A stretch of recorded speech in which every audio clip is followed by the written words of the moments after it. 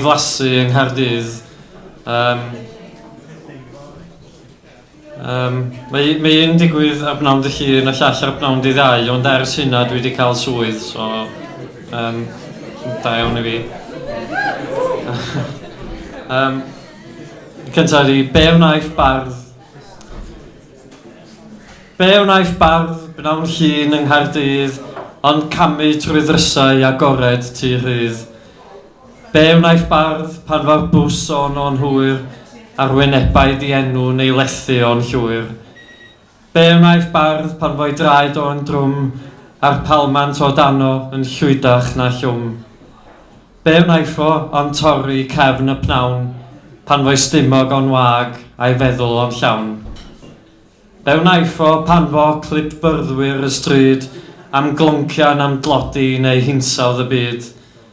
Be wnaeth o pan foedd y chymig ymhell a'i ymynedd ddod i gweld dyddiau gwell?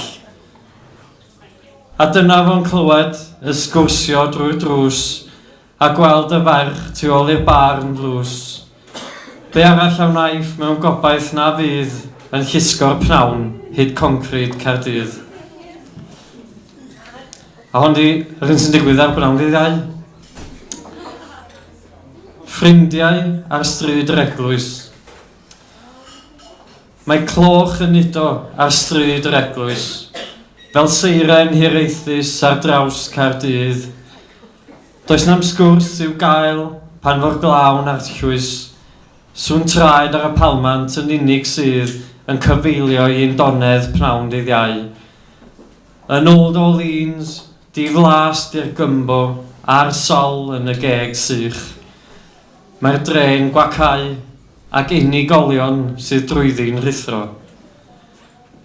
Lle gwelaf unigedd yn deyrnas gref, yn hel y gwan at lan rhyw ffug loches, o stryd Santes Fair trwy ddiferion y nef, clywed ddawns mewn lleisiau a'i geiriau'n gynnes.